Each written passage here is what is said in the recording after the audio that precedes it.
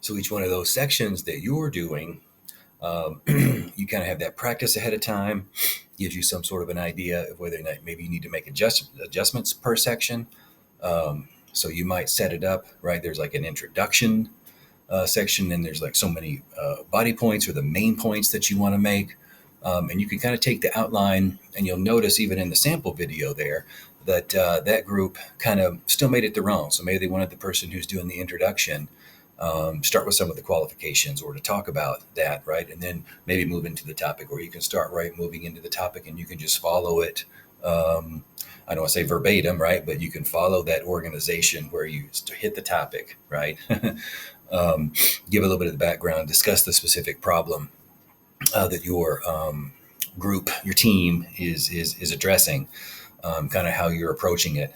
But do keep in mind, as I said in part one, that this is about telling me specifically, right, quote unquote, about that this is the project that you're doing. Here's a little bit of background information, and here are the qualifications. Here's what makes you kind of a strong team.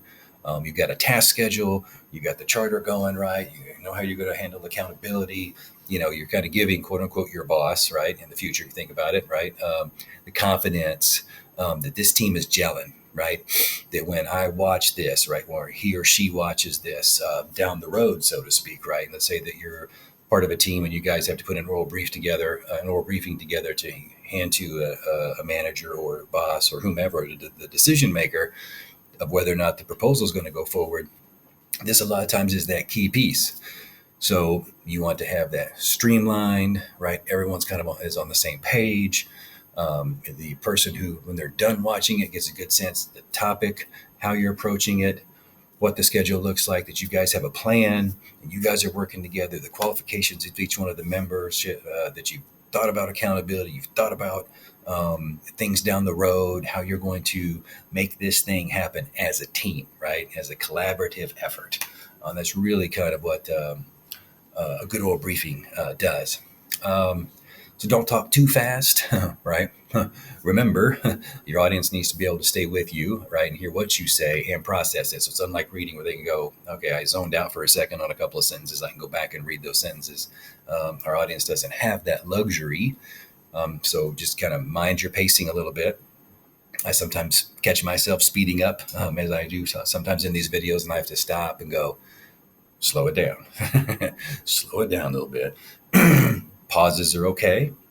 A little bit of silence every now and again is not the end of the world. You're not going to lose your audience. And then talk with conviction, right? Or passion. You know what you're talking about. You're confident.